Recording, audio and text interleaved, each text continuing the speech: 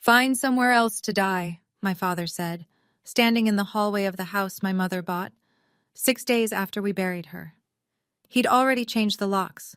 His new wife was already measuring the master bedroom for new curtains. He told everyone I had no claim. He told the insurance company he was the sole beneficiary. He told me my mother couldn't protect me anymore. He was right about one thing. My mother couldn't speak for herself anymore. But what he didn't know was that she didn't need to. She'd already said everything she needed to say, in a document he never knew existed. My name is Dahlia Owens. I'm 28 years old, and I have lupus. Before I go on, please take a moment to like and subscribe, but only if you genuinely connect with this story. Drop a comment telling me where you're watching from and what time it is where you are.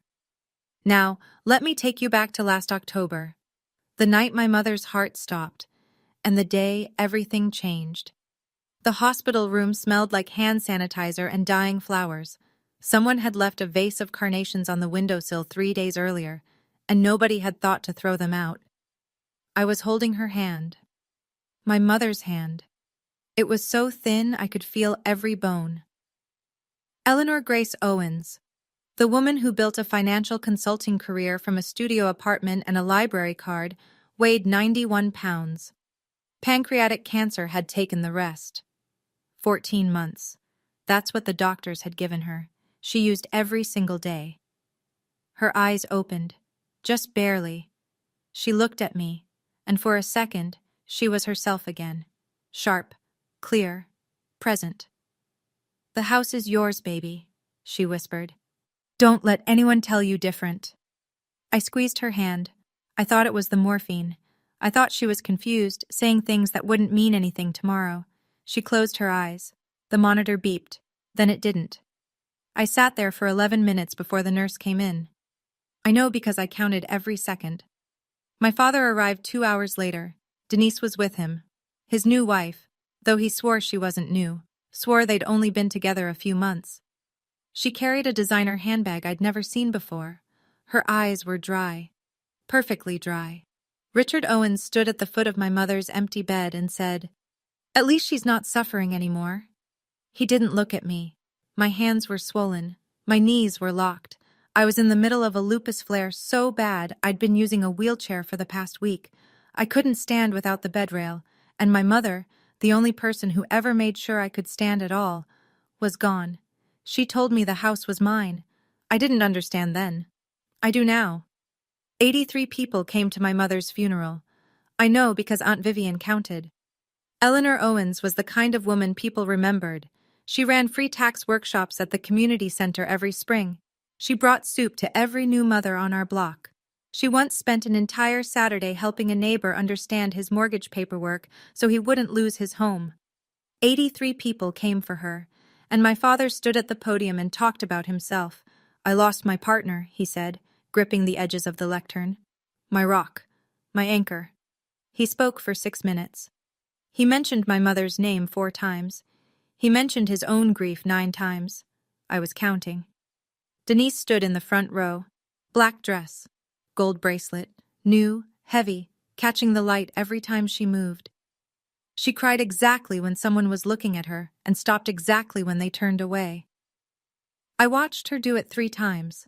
I sat in my wheelchair near the side aisle. Not the front row. Nobody had saved me a seat there. Aunt Vivian, my mother's older sister, sat beside me. She held my hand the way Mom used to. Firm, warm, like she was keeping me from floating away.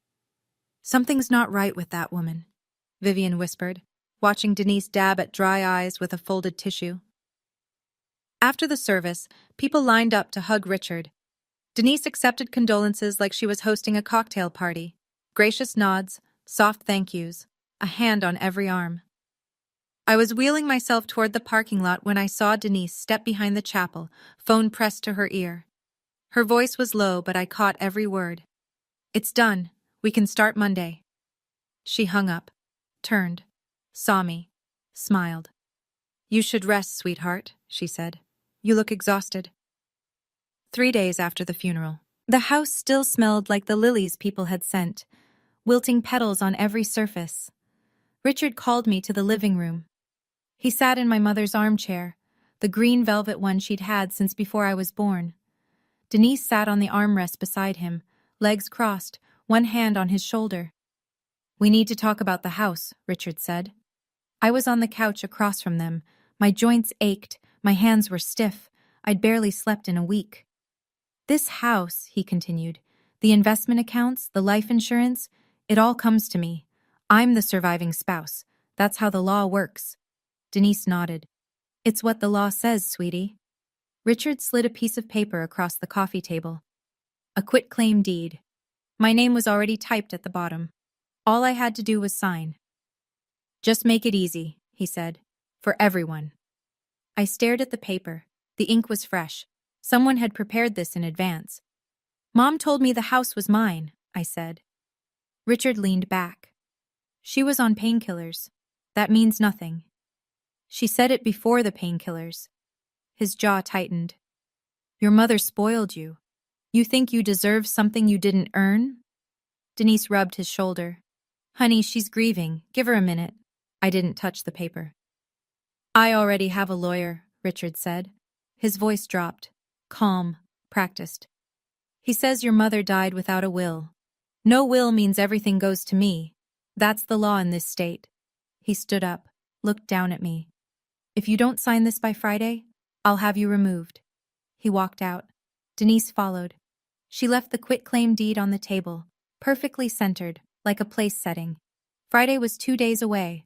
Friday came. I didn't sign.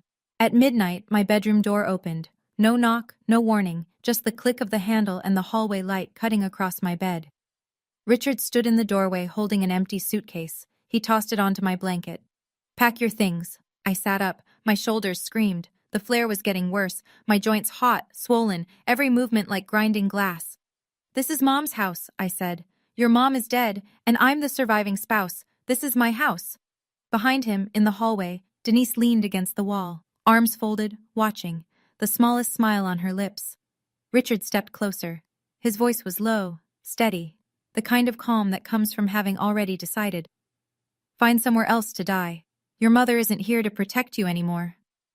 I looked at him for a long time. My father. The man who drove me to my first lupus appointment when I was 16. The man who used to carry me to bed when the pain was too bad to walk. That man was gone. Or maybe he'd never really been there. Maybe it was always Mom standing behind him, holding us both up. I packed what I could. Clothes, medications, my mother's reading glasses from the nightstand. I dragged the suitcase across the porch she used to sit on every morning. Her wind chimes were still ringing in the cold. I called Aunt Vivian at 1 a.m. She answered on the first ring. She didn't ask questions. She just said, "I'm coming." In her car, I couldn't cry. My body didn't have the energy. Vivian reached over and held my hand on the center console. "We're going to figure this out," she said. And somewhere in the back of my mind, a number surfaced. A phone number my mother had made me memorize years ago. I'd never called it. I didn't even know whose it was, until now. Aunt Vivian's guest room had yellow curtains and a quilt that smelled like cedar. I sat on the edge of the bed at 3 a.m. and tried to figure out what I had left. I opened my phone, checked my bank account. $2,112. That was everything. I called my pharmacy the next morning. The automated system cut through before I could even spell my last name. "Your insurance has been terminated. If you'd like to pay out of pocket, the total for your current prescriptions is $1,814. 1 month of medication. Nearly my entire savings. Hydroxychloroquine, prednisone. The drugs that kept my immune system from eating my own body alive. Without them, the flares would get worse. The kidney damage would accelerate. My doctor had been clear about that for years.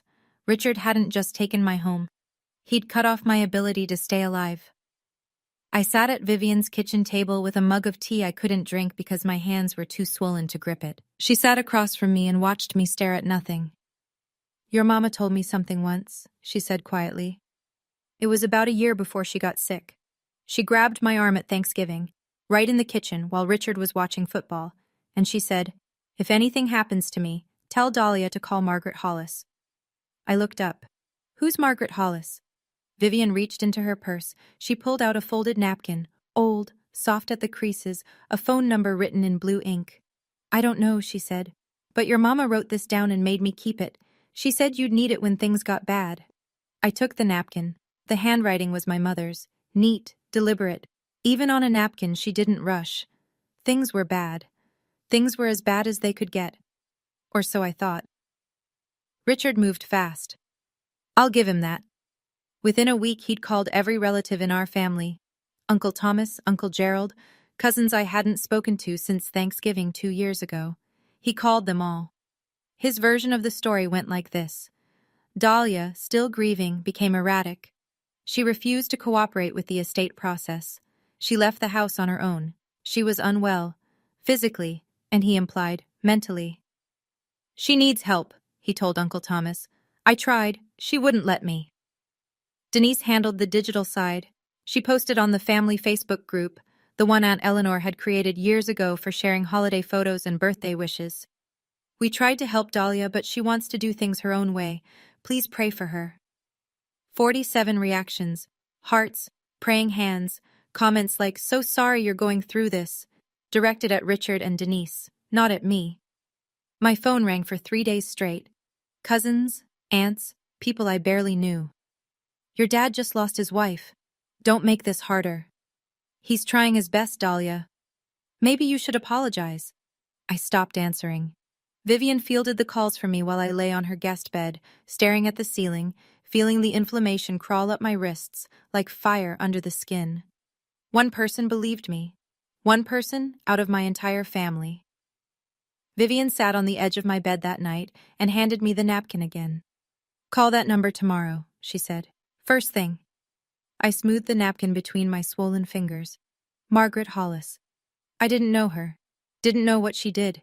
Didn't know what my mother had told her or why. But my mother had planned this. She'd written the number down. She'd told Vivian to remember. My mother didn't do things without a reason. I set my alarm for 7 a.m. I called at 7:15. No answer. Again at 7:40. Voicemail. 8:05. Voicemail again. At 8:22, I dialed for the 4th time. My thumb was shaking. Not from the lupus this time. 2 rings. Then a voice. Low, steady, warm in the way that courtroom voices sometimes are. Professional warmth. The kind that makes you trust someone before you know why. Hollis and Crane, attorneys at law. I swallowed. My name is Dahlia Owens. My mother was Eleanor. Dahlia Owens? The voice changed, not louder, closer. Eleanor's daughter? Yes. A pause. 3 seconds, maybe 4. I could hear a chair creak. I've been waiting for your call. I gripped the phone so hard my knuckles turned white. Your mother came to me 3 years ago, Margaret said. She knew this would happen. She prepared for it. 3 years. Before the diagnosis, before the chemo, before Denise ever unpacked a suitcase in our house. My mother had walked into this woman's office 3 years ago and started getting ready for the moment I was living right now. I can't say more over the phone, Margaret continued. Can you come to my office tomorrow, 10 a.m.? Yes, I can. Good. Bring your ID, nothing else. I wrote down the address with a pen Vivian handed me, my hand trembling on the paper. Dahlia, Margaret's voice slowed. Whatever you do, do not sign anything your father gives you, and don't tell him you called me. I won't. One more thing. Your mother told me you'd call when things got bad. She said I'd know because you'd sound exactly the way you sound right now. I couldn't speak. My throat closed around something that felt like a fist. She also told me to tell you, you're going to be okay. The line clicked. I sat on Vivian's kitchen floor with the phone against my chest and breathed. Tomorrow. 10 a.m. Answers. The letter arrived at Vivian's house the next morning, hand-delivered by courier. Cream-colored envelope, heavy paper, the kind lawyers use when they want you to feel small before you even open it. Bradley Knox, Esquire, representing Richard Allen Owens. I read it standing in Vivian's kitchen, still in my pajamas, coffee getting cold on the counter. The language was sharp and clean. Eleanor Owens died intestate, without a valid will. Under state law, the surviving spouse is entitled to the entirety of the marital estate. Ms. Dahlia Owens is hereby directed to cease any and all claims to the Birchwood Lane property and associated financial accounts within 10 calendar days. There was a second paragraph, the one that made my vision blur. Furthermore, our client intends to petition the court for a determination of incapacity regarding Ms. Dahlia Owens, on the basis of her chronic medical condition, which renders her unable to manage her own financial and legal affairs, mentally incapacitated. My own father was trying to have me declared incompetent, not because I couldn't think, because I had lupus. Vivian read the letter over my shoulder. She didn't say anything for a long time. Then she picked up her purse and her car keys. "Get dressed," she said. "We have an appointment in 90 minutes." She drove me to the pharmacy first, paid for my medications out of her own savings, $1,814. She didn't flinch. She just handed over her debit card and said, "Eleanor would have done the same for my kids." In the car, I stared at the letter again. The word incapacity sat in the center of the page like a bruise. My father hadn't just taken my home and my insurance. He was coming for my legal right to fight back. We pulled into Margaret Hollis's parking lot at 9:53, 7 minutes early. I was done being late. Margaret's office was on the second floor of a brick building downtown. Small brass nameplate by the door. No flash, no marble lobby, just quiet competence. I was sitting in her waiting room when my phone rang. Richard. I almost didn't answer. But something in me, maybe the part that still remembered he was my father, picked up. "Sign the paper, Dahlia." "No. You have nothing, no money, no job, no insurance. I have rights. You have lupus, that's all you have." The words landed like a slap, clean, deliberate. He'd practiced that. "Mom wouldn't want this," I said. "Your mom is gone, I'm what's left. Then I'll talk to a lawyer." Silence. Long enough that I could hear Denise whispering something in the background. "What lawyer?" he finally said. "With what money?" I hung up. My hand was trembling. I set the phone face down on the chair beside me and pressed my palms flat against my thighs until they stopped shaking. The receptionist looked at me. She didn't say anything, but she pushed a glass of water across the counter. Vivian was sitting beside me. She'd heard the whole thing. "What did he say?" she asked. I looked at her. "He doesn't know yet." Vivian studied my face. She nodded slowly. She understood. At 10 a.m. exactly, the inner door opened. A woman stood there, early 60s, silver-streaked hair pulled back, reading glasses perched on her nose. She wore a gray blazer over a white blouse. No jewelry except a thin watch.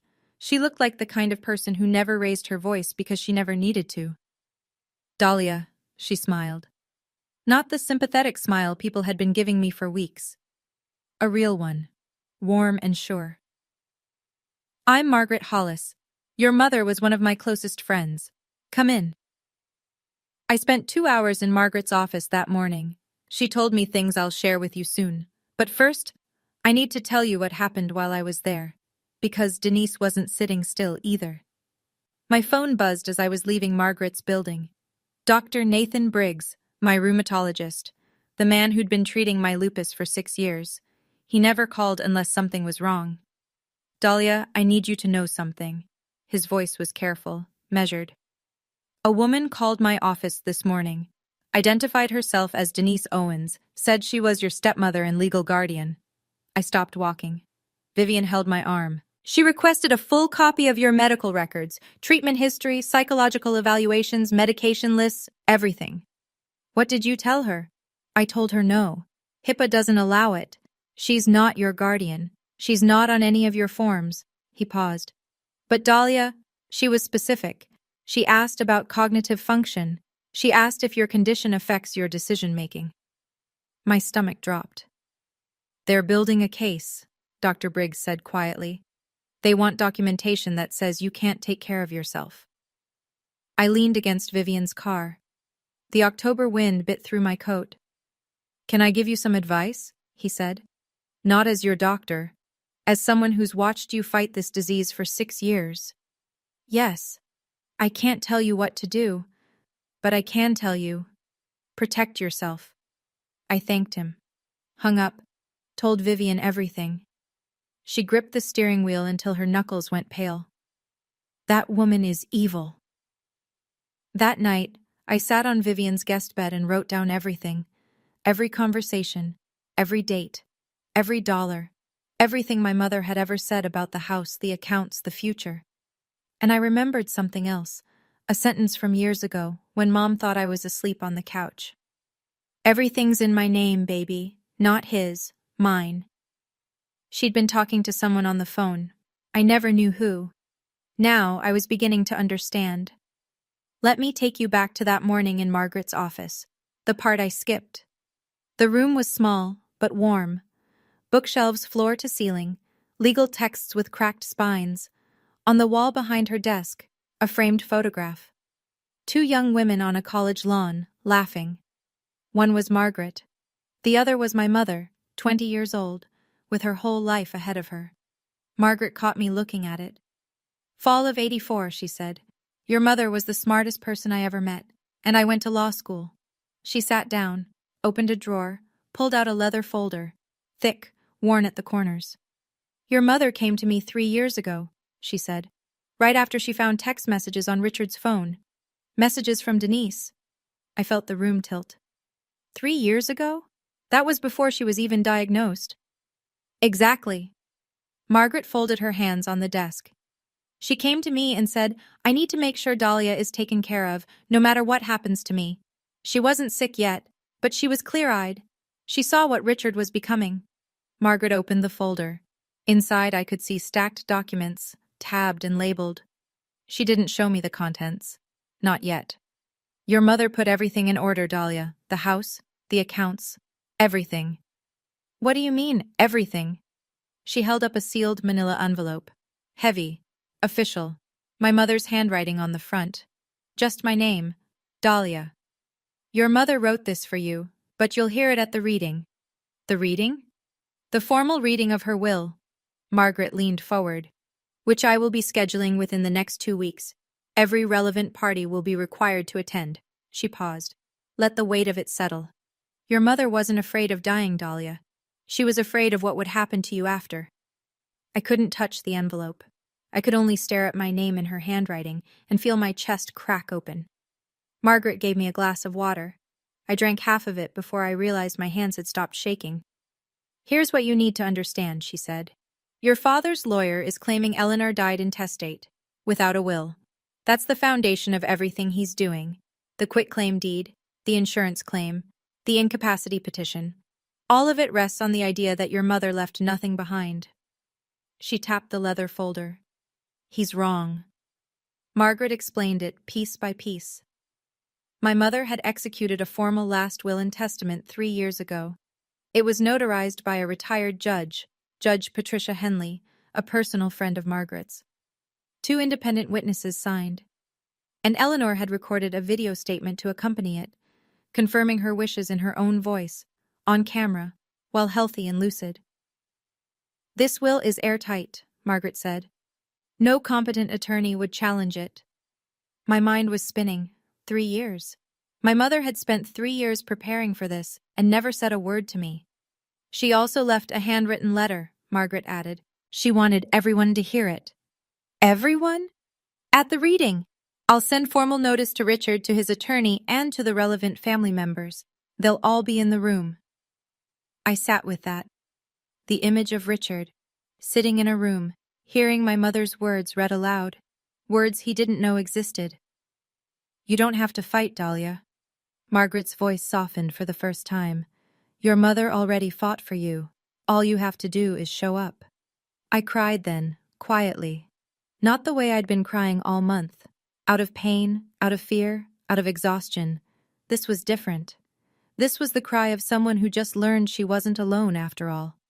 Margaret pushed a box of tissues across the desk. She didn't rush me. There's one more thing your mother did, she said after I'd wiped my eyes, but it's better if you hear it with everyone else in the room. 2 days later, the letters went out. Certified mail. Return receipt requested. Richards arrived at the Birchwood Lane house, my mother's house, on a Tuesday morning. I know because Aunt Vivian told me what happened next. He called her. His voice wasn't the same voice that told me to find somewhere else to die. This voice was thinner, faster, almost confused. "Who is Margaret Hollis?" Eleanor never mentioned a lawyer. Vivian kept her answer short. "Come to the reading and find out." "What reading? There is no will. My lawyer already confirmed." "Then you have nothing to worry about, Richard." She hung up. That evening my phone rang. Richard again. But the tone had changed. The cold authority was gone. In its place, something I almost didn't recognize. He sounded careful. "Listen, sweetheart. Maybe we can work something out. You don't need a lawyer." Sweetheart. He hadn't called me that since I was 15. "I'll be at the reading, Dad. Dahlia. See you there." I hung up. Vivian looked at me across the kitchen table. She raised her coffee mug in a silent toast. Denise posted on Facebook that night. No direct mention of the reading, just a Bible verse about betrayal and a caption. "When family turns on you, God sees everything." 8 heart reactions. 3 prayer emojis. I didn't respond. I didn't even open the app. I was sitting on Vivian's couch, making a list Margaret had asked me to prepare. Dates, events, things my mother had said. Margaret had also called me that afternoon with an update. Richard had hired a second lawyer, Carl Myers, a specialist in estate disputes. "He's panicking," Margaret said. I could hear the calm smile in her voice. "Good." 2 weeks. 14 days until everyone sat in the same room and my mother spoke for the last time. I took my medication. I went to bed. And for the first night in weeks, I slept without waking up. The morning of the reading, I stood in front of Vivian's bathroom mirror for a long time. I'd lost weight. The flare was still active. My fingers were puffy, my wrists stiff, and there were shadows under my eyes that no amount of concealer could fix. But I put on a clean blouse, a dark blazer Vivian had lent me, simple flats because heels were out of the question. Margaret had said, "Come dressed like you belong." Because you do. Vivian drove. Neither of us spoke. The radio was off, just the sound of tires on wet asphalt and Vivian's turn signal clicking like a metronome. Hollis and Crane occupied a quiet corner office in a brick building on Whitmore Street, 2nd floor. No elevator. I took the stairs one at a time, Vivian's hand on my elbow. The conference room was already set up. Long oak table, 12 chairs, water pitchers at each end. A window overlooking the street, pale October light falling across the carpet. People were already there. Uncle Thomas, my mother's younger brother, gray beard, flannel shirt, hands in his pockets. He nodded at me. Uncle Gerald, Eleanor's baby brother, quiet, sitting at the far end. Linda Torres, the family accountant, glasses on a chain around her neck, legal pad open, 2 paralegals from Margaret's firm seated near the door. Then Richard walked in. He wore a navy suit, fresh haircut. Denise was a step behind, black dress, modest neckline, tissue already in hand, ready to perform. Behind them, Bradley Knox, thin and tall, briefcase like a shield. Carl Myers, shorter, rounder, already sweating. Richard sat on one side of the table. I sat on the other. We were 8 feet apart. It felt like a canyon. Then Margaret entered. She carried a leather folder in one hand and a laptop under her arm. She sat both down at the head of the table. She didn't smile. She didn't need to. "Let's begin." Knox spoke first. He buttoned his jacket as he stood, like he was about to address a jury. "Before we begin, my client would like to note that he was unaware of any will and questions its validity." He sat back down. 12 seconds. Practiced. Margaret didn't stand. She didn't need to. She adjusted her reading glasses and opened the leather folder. "Noted," she said. "The will was executed 3 years ago. Notarized by Judge Patricia Henley. Witnessed by 2 independent parties who are available to testify. Its validity is beyond question." Knox shifted in his chair. Myers wrote something on his pad. Richard stood up. His chair scraped against the floor. "My wife never told me about any of this." Margaret looked at him. Her expression didn't change. "She wasn't required to, Mr. Owens." A ripple moved through the room. Uncle Thomas glanced at Uncle Gerald. Linda Torres stopped writing. Denise leaned forward. "This is ridiculous." Her voice cracked, just enough to sound wounded. Eleanor was sick. She wasn't thinking clearly. Margaret turned to Denise. Slowly, the way you turn to face something you've been expecting. Mrs. Pratt Owens, you are not a party to this will. I'll ask you to remain silent unless addressed. The room went still, completely still. The only sound was the clock on the wall and the soft tap of Meyer's pen against his legal pad. Denise opened her mouth, closed it.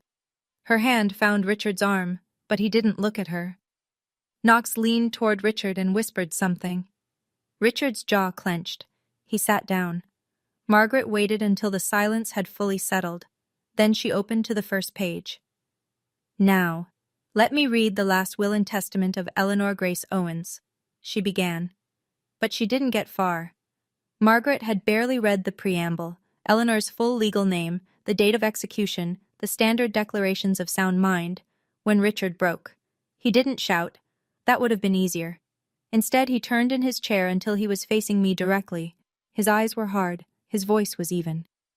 You know what your problem is, Dahlia? Margaret stopped reading. The room held its breath. You've been a burden your whole life. Uncle Thomas straightened in his chair. Linda Torres set her pen down. Your mother spent everything on your medical bills, every dime. And what did you give back? Nothing. I didn't move. My hands were flat on the table, swollen knuckles pressed against the wood. You can't work. You can't live alone. You can't even walk without help some days. He shook his head. Eleanor felt guilty about your disease. That's the only reason she kept you around. Guilt, not love. The words hit me one at a time, each one precise, each one aimed at the place that was already bleeding. Aunt Vivian stood up so fast her chair hit the wall behind her. That is enough, Richard. Uncle Thomas was shaking his head. I can't believe what I'm hearing. Denise placed her hand on Richard's arm. Honey, calm down. Her voice was gentle, concerned, but her eyes were bright, alert. She wanted this. She wanted every word of it on the record. What she didn't know, what nobody in that room knew yet, was that Margaret's paralegal had been recording since the moment the meeting began.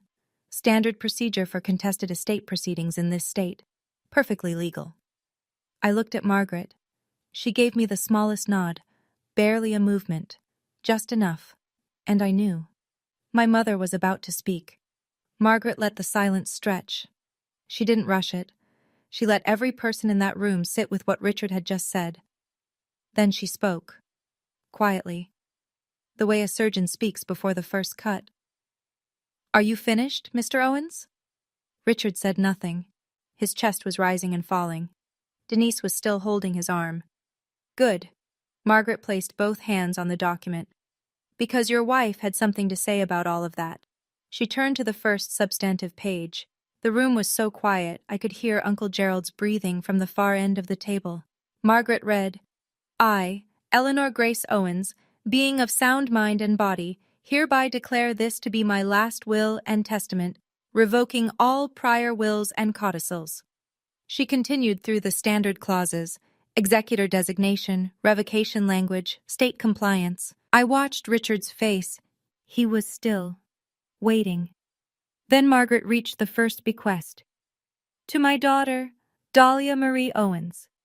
Richard sat forward. Denise stopped dabbing her eyes. I leave the family residence located at 417 Birchwood Lane, which has been held in the Eleanor G. Owens Revocable Living Trust since 2021. Richard's mouth opened. What? Margaret continued without pausing.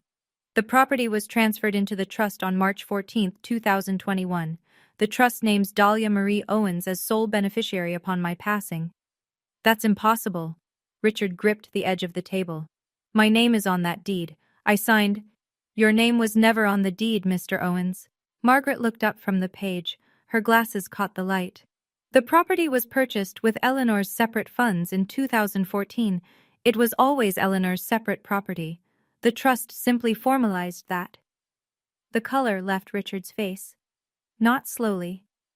All at once, like someone had pulled a plug. Margaret turned the page.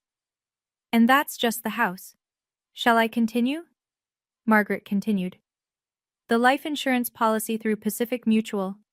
Face value, $2,100,000. Beneficiary, Dahlia Marie Owens. Designated 3 years ago. Confirmed by the insurer. Richard turned to Knox. Knox shook his head. He was already writing. The Vanguard investment portfolio, valued at approximately $4,200,000, held within the Eleanor G. Owens Revocable Living Trust, sole beneficiary upon death, Dahlia Marie Owens. Uncle Thomas leaned back in his chair. His eyes were wide. The individual retirement accounts at Fidelity, current value approximately $1,800,000. Designated beneficiary, Dahlia Marie Owens. Linda Torres, the accountant, was flipping through her own notes. She looked up at Margaret. Margaret met her gaze and nodded. Linda nodded back. The numbers were clean. The savings account at First National, containing approximately $850,000. Originally a joint account. Eleanor separated it into an individual account on June 12, 2022. The balance passes to Dahlia Marie Owens. Margaret paused. She turned one more page. To Vivian Louise Perry, my beloved sister, $500,000, with my gratitude for a lifetime of love. Vivian pressed her hand to her mouth. She hadn't known. To the Lupus Research Alliance, $200,000, in honor of my daughter's strength. Margaret set the page down. She removed her glasses, looked directly at Richard. To Richard Allen Owens, my husband, $50,000. As a gesture of goodwill and to fulfill my legal obligation to acknowledge his existence in this document. $50,000, out of everything. Richard was gripping the table with both hands. His knuckles were white. Denise sat beside him, perfectly still, staring at the document like it was written in a language she didn't speak. Margaret closed the page. Ms. Torres can confirm all transfers, designations, and trust documents are in order and have been independently verified. Linda Torres spoke for the first time. Confirmed. Richard was on his feet before Margaret finished setting the document down. This is fraud. His voice bounced off the walls. She forged this. Eleanor would never... Knox grabbed his arm. Sit down. He said it twice. Sit down, right now. Richard didn't sit. His hand was pointed at the folder like it was a weapon. Knox turned to Margaret. His voice was controlled, but I could see the strain in his jaw. Can we verify the witnesses? Judge Patricia Henley notarized it personally, Margaret said. She didn't blink. I have her signed attestation. Would you like to call her? Knox didn't answer. He didn't need to. A sitting judge's notarization was a fortress. He knew it. Myers knew it. Everyone in that room with a law degree knew it. Richard spun toward me. You put her up to this. Spit at the corner of his mouth. You manipulated a dying woman. I looked at him, my father. His face red, his hands shaking, every mask gone. I spoke for the first time since the meeting began. My voice was steady. I don't know how. Mom did this 3 years ago, before she was even sick, before Denise moved in. The words hung in the air. I watched them land on every face around the table. Uncle Thomas nodded slowly. Uncle Gerald closed his eyes. Denise stood up. Tears streaming now, real or manufactured, I couldn't tell anymore. This family is tearing itself apart. Eleanor wouldn't want this. Aunt Vivian didn't even look at her. Sit down, Denise. You didn't know Eleanor. I did. Denise froze, then sat. Knox leaned close to Richard's ear. I was near enough to hear the whisper. We can't contest this, not with a judge's notarization and video evidence. Richard looked at Knox the way a drowning man looks at a life raft that's floating away. Video? He said. What video? Margaret opened the laptop. Eleanor recorded a video statement to accompany the will, Margaret said. She positioned the laptop so the screen faced the center of the table. She asked that it be played in full. She pressed play. And there she was, my mother, sitting in the living room at Birchwood Lane, the green velvet armchair, the same one Richard had claimed as his, late afternoon light through the window. Her hair was still thick, her face still full. This was before the cancer, before the chemo hollowed her out.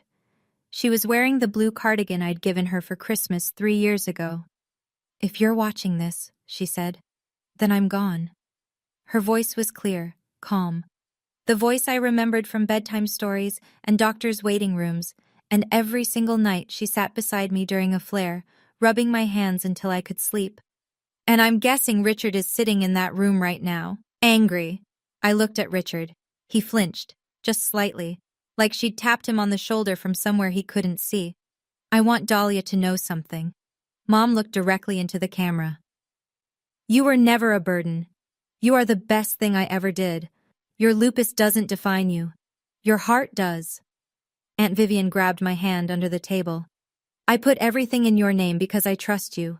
Not because I don't love your father, but because I know what happens when grief meets greed. She paused, took a breath. Richard, if you're listening, I hoped you'd prove me wrong. I really did. Uncle Thomas wiped his eyes with the back of his hand. Uncle Gerald's head was bowed. Linda Torres had stopped writing entirely. Richard stared at the screen. His jaw was locked. His hands were flat on the table. He didn't move. Denise's eyes drifted toward the conference room door, and then my mother said, "There's one more thing I need to say. About Denise." My mother's face on the screen didn't change. She didn't look angry. She didn't look bitter. She looked like a woman telling the truth because she wouldn't get another chance. "Denise," she said, "I know you've been seeing Richard since before my diagnosis.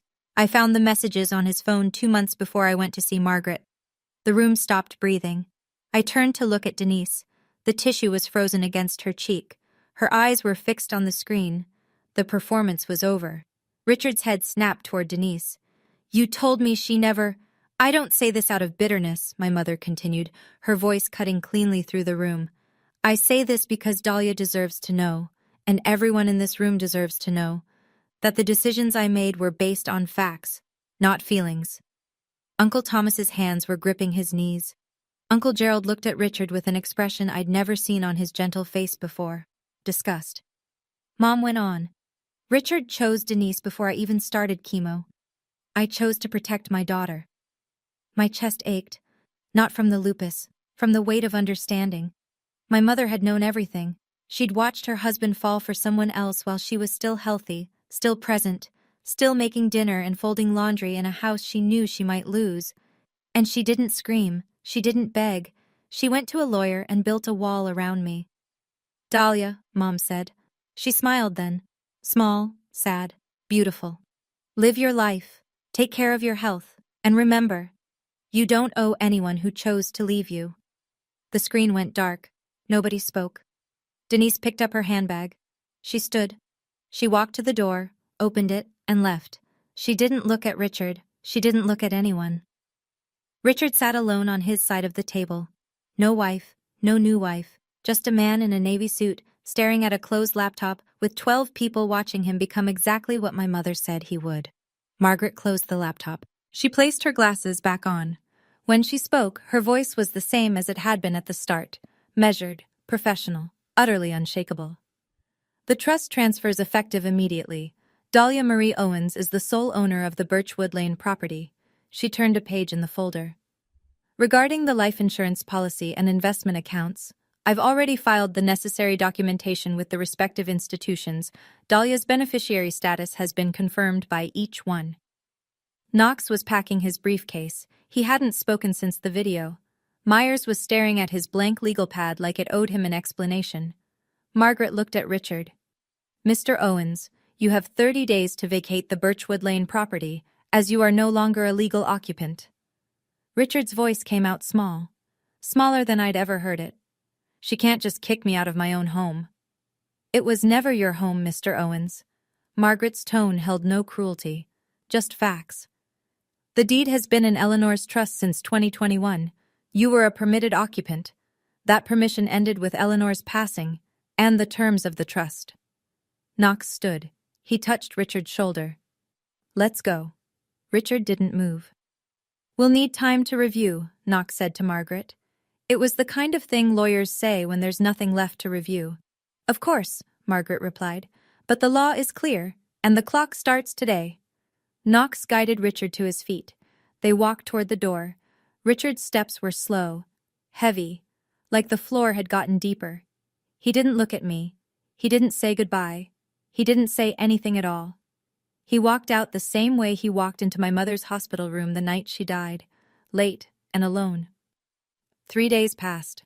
I stayed at Vivian's. I didn't call Richard. I didn't check Facebook. I took my medication, kept my appointment with Dr. Briggs, and read a book my mother had left on her nightstand, a novel about a woman who sailed around the world alone. Mom had dog-eared page 212. On the fourth morning, my phone rang. Richard. I almost let it go to voicemail, but I answered, because I wanted this to be the last time. His voice was different. Not the commanding voice from the living room. Not the cold voice from midnight. This was the voice of a man who had run out of people to stand behind. Dahlia, I'm your father. You can't just throw me out. You threw me out at midnight, when I was sick, in the cold. I was angry. I wasn't thinking straight. You told me to find somewhere else to die. Silence. I could hear him breathing. Denise made me. No. My voice didn't waver. You're a grown man. You made your own choices. More silence. Longer this time. I could picture him sitting in Mom's kitchen, at Mom's table, in Mom's house. For 30 more days. I'm not doing this out of revenge, Dad. I meant it. I needed him to hear that. I'm doing this because Mom wanted me safe, and you showed me exactly why she was right. He started to say something. I didn't wait for it. You have 30 days. Margaret's firm will help you find housing if you need it. Dahlia. Goodbye, Dad. I ended the call, set the phone on the kitchen counter. My hand was trembling, not from lupus this time, just from the ordinary pain of closing a door on someone who should have been holding it open for you. Vivian was standing in the doorway. She didn't ask what he said. She just walked over and held me. 30 days later, I turned the key in my own front door. Richard had left the week before, moved to Ohio, to his brother's house. He'd taken his clothes, his golf clubs, and a box of tools from the garage. He left everything else. The furniture, the dishes, my mother's things. He left her wind chimes on the porch. I don't know if that was kindness or just forgetting. I chose to believe it was the last decent thing he did. The house smelled like dust and closed windows, and underneath it all, like her. Lavender hand cream. The wool throw she kept on the couch. Coffee beans she stored in the freezer because she swore it kept them fresh. I walked through every room. Kitchen, living room, the hallway where he'd stood that midnight with an empty suitcase. My old bedroom, her bedroom. I stopped in her doorway. The green velvet armchair was where she'd always kept it, by the window, angled toward the garden. On the nightstand beside her bed was something I hadn't expected. A journal, leather-bound. My mother's handwriting on the first page. I opened it. Page after page. Letters. All to me. Dated over 14 months. The entire length of her illness. Some were long, some were just a few lines. She wrote about the weather, about a cardinal that visited the bird feeder every morning, about how she could hear me sleeping through the wall and it was the most comforting sound in the world. The last entry was dated 1 week before she died. The handwriting was shaky, uneven, but still hers. You're going to be okay, baby.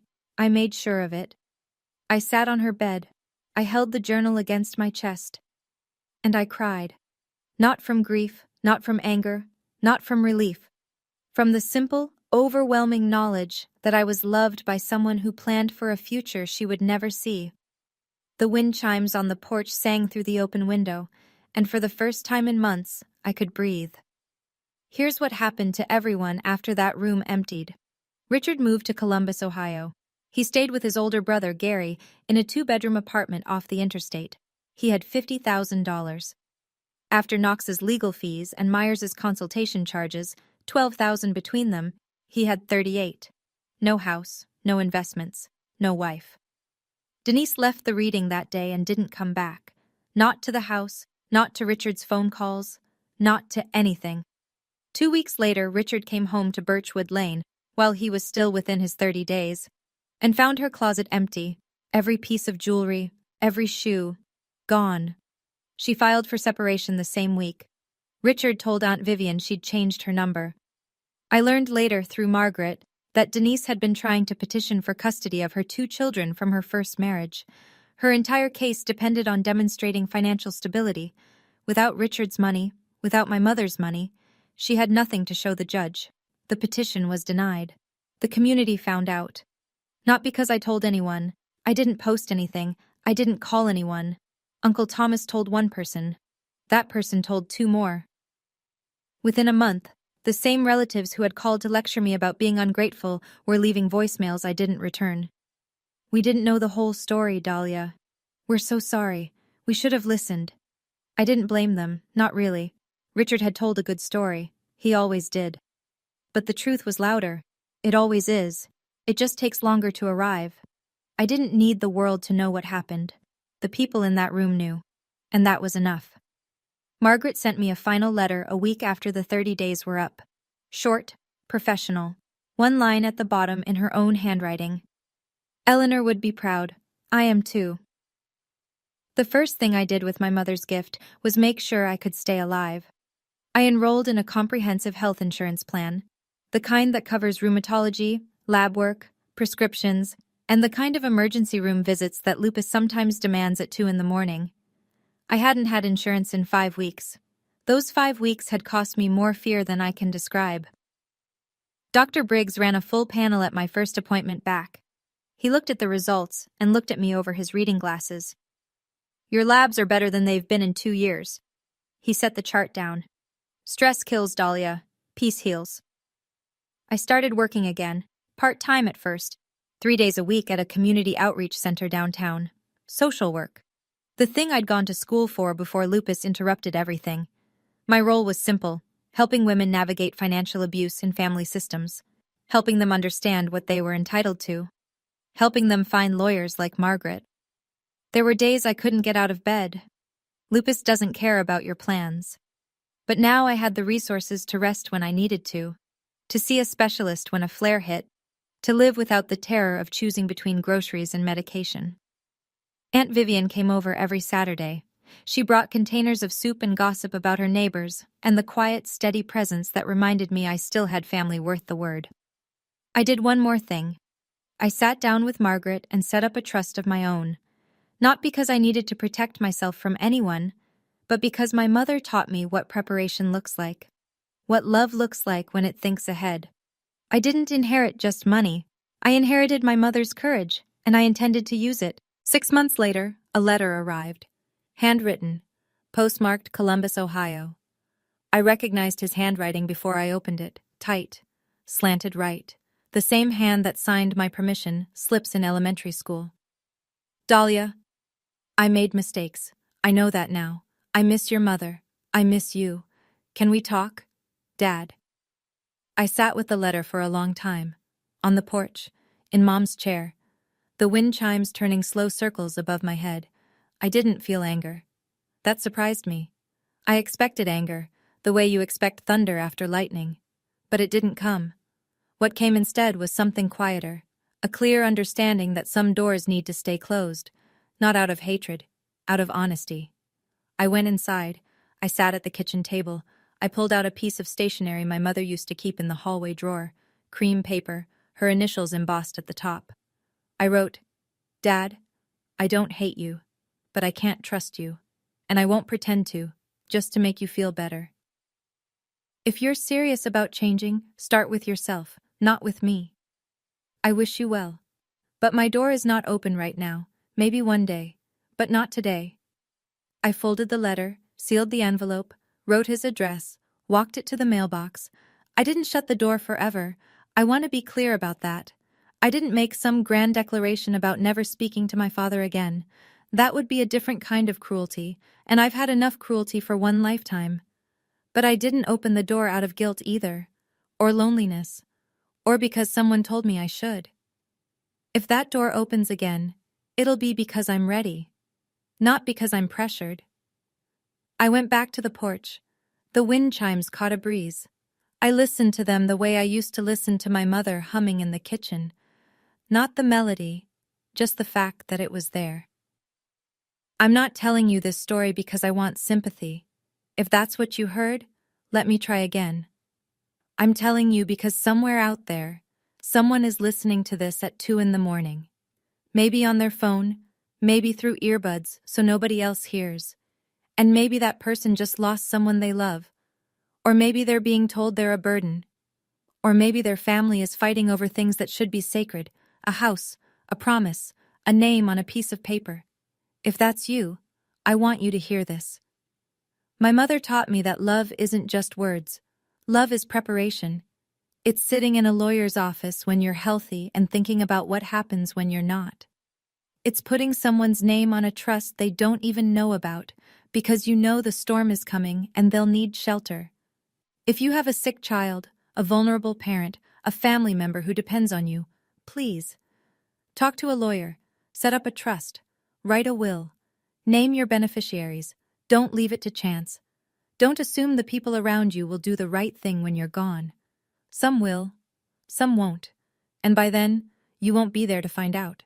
And if you're the one being told you're not enough, that you're a burden, that your illness makes you less, that you should be grateful for scraps instead of standing up for what's yours, hear me clearly. You are enough. Your illness doesn't make you less. Your need for help doesn't make you weak. Anyone who uses your vulnerability against you has told you exactly who they are. Believe them. My mother believed in me from a leather chair in a lawyer's office 3 years before she died. She never told me. She just did it. That's the kind of love that outlives everything. It's spring now. I'm sitting on the front porch of 417 Birchwood Lane. My porch, my house. The house my mother bought, protected, and gave to me. Not with a speech, but with a signature on a Tuesday afternoon that nobody knew about. There's a cup of tea on the railing, chamomile, Mom's favorite. I don't even like chamomile, but I buy it anyway. The smell of it is the closest I get to sitting next to her. My mother's journal is on the table beside me. I've read every page, some of them twice. Some of them so many times the ink is starting to fade where my thumbs hold the paper. I keep it close, not because I need to read it again, because the weight of it in my hands feels like her hand in mine. Lupus is still here. It will always be here. Last Tuesday was bad. My knees locked up and I spent the morning on the kitchen floor waiting for the prednisone to work. But I have insurance now. I have a doctor I trust. I have a body that fights me, and a life that's finally worth the fight.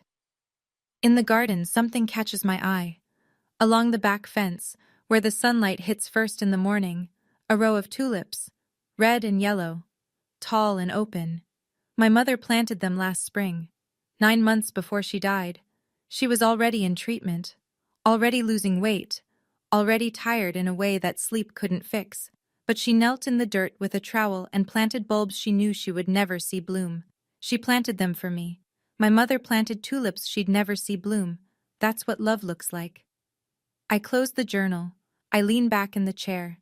The wind chimes sing. And somewhere, I don't know where, I don't know how, she knows I'm okay. So that's my story. It's not about money, it never was. It's about a mother who loved her daughter enough to fight from beyond the grave. It's about a woman who saw the worst coming and built a shield out of paperwork and preparation and the quiet, stubborn belief that her child deserved better. If you've ever been underestimated, discarded, or told you don't matter, I hope this story reminded you of something simple. Someone sees you. Someone believes in you, even if they're not here to say it anymore. And if they were anything like my mom, they already made sure you'd be okay. You just might not know it yet. If this story touched your heart, let me know in the comments. What was the moment that hit you the hardest? If you've ever had to set boundaries with family, type, "I stood my ground" below. Hit like if you believe every parent should protect their child's future. And check the description for more stories like this one. I'll see you in the next one.